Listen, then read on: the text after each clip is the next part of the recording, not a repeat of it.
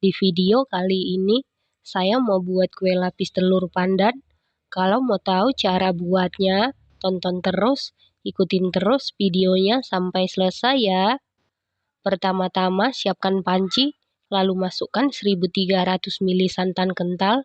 Saya dapat dari 1 butir kelapa tua berukuran besar.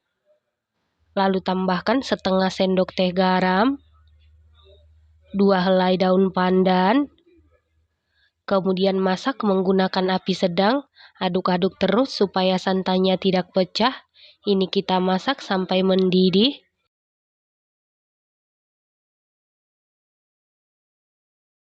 Tujuan santan dimasak sampai mendidih supaya nanti kuenya tidak mudah basi ya teman-teman. Setelah mendidih, kemudian angkat lalu biarkan dulu sampai benar-benar dingin atau suhu ruang. Selanjutnya siapkan wadah, lalu masukkan 500 gram tepung terigu protein sedang, setara dengan 50 sendok makan. Setengah sendok teh vanili bubuk bisa diganti dengan vanili cair. 370 gram gula pasir setara dengan 26 sendok makan. Lalu aduk-aduk sampai tercampur dengan rata. Setelah itu masukkan setengah bagian santan yang sudah kita masak sebelumnya. Dan ini santannya sudah dalam keadaan dingin atau suhu ruang. Lalu aduk-aduk sampai adonan licin dan tercampur dengan rata. Setelah tercampur rata, masukkan sisa santan. Lanjut aduk-aduk sampai gulanya benar-benar larut, adonan licin dan tercampur dengan rata.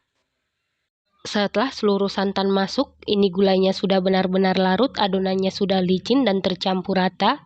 Selanjutnya masukkan 2 butir telur. Lanjut aduk-aduk sampai tercampur dengan rata. Setelah tercampur rata, masukkan 4 saset kental manis putih setara dengan 148 gram atau 12 sendok makan. Lanjut aduk-aduk sampai tercampur dengan rata. Setelah tercampur rata, masukkan 150 gram margarin yang sudah dicairkan sebelumnya. Dan ini margarinnya sudah dalam keadaan dingin atau suhu ruang. Lalu aduk-aduk sampai tercampur dengan rata. Sebelum dicairkan setara dengan 10 sendok makan. Setelah tercampur rata, masukkan pasta pandan secukupnya. Lalu aduk-aduk sampai tercampur dengan rata.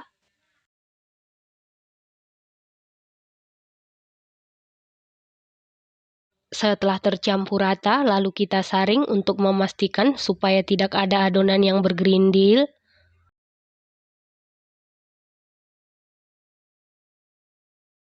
Setelah itu sisihkan sebentar. Selanjutnya siapkan loyang, lalu olesi seluruh permukaan loyang menggunakan minyak goreng secara merata. Loyang yang saya gunakan ukuran 20 x 20 x 7 cm ya teman-teman. Kemudian masukkan loyang ke dalam kukusan dan air di dalam kukusan sebelumnya sudah benar-benar mendidih. Lalu masukkan adonan sebanyak 200 ml ke dalam loyang. Kemudian tutup kukusan. Kalau menggunakan tutup kukusan yang biasa, tutup kukusannya wajib dilapisi dengan kain bersih. Lalu kukus sekitar 3 menit menggunakan api sedang. Setelah 3 menit ini sudah set. Untuk mengecek kematangan, bisa kita sentuh menggunakan sendok. Apabila tidak ada adonan yang lengket di sendok, berarti sudah set atau matang. Selanjutnya masukkan lagi adonan sebanyak 200 ml. Pastikan sebelum memasukkan adonan berikutnya, adonan sebelumnya sudah harus benar-benar set, supaya nanti hasil kue lapisnya cantik ya teman-teman. Dan ingat, sebelum memasukkan adonan ke dalam kukusan, adonannya sebaiknya diaduk-aduk dulu supaya tidak ada tepung yang mengendap di dasar adonan. Nah, ini untuk lapisan yang paling terakhir, kita kukus sekitar 30 menit tetap menggunakan api sedang. Kalau air di dalam kukusan sudah berkurang, bisa menambahkan air mendidih secukupnya. Setelah 30 menit ini sudah matang atau set, lalu angkat kemudian biarkan dulu sampai benar-benar dingin atau suhu ruang. Setelah dingin atau suhu ruang, lalu sisir pinggirannya menggunakan spatula secara perlahan. Lalu keluarkan kue dari loyang. Kemudian kita balik. Supaya kuenya mudah dikeluarkan dari loyang, Pastikan kuenya harus benar-benar dingin dulu supaya nanti hasilnya cantik ya teman-teman. Selanjutnya potong-potong sesuai selera. Supaya hasil potongannya cantik, pisaunya dilapisi dengan plastik biasa atau plastik wrap. Selain dipotong menggunakan pisau, bisa menggunakan scraper ataupun spatula ya teman-teman. Kue lapis telur pandan ini buatnya sangat mudah, cukup diaduk-aduk dan dikukus. Hasilnya sangat cantik, rasanya bikin nagih, super duper juara, super duper mantul. Teksturnya ini lembut banget, legit, super gurih, awet dan tidak mudah basi. Ini enak banget, recommended banget dan harus dicoba.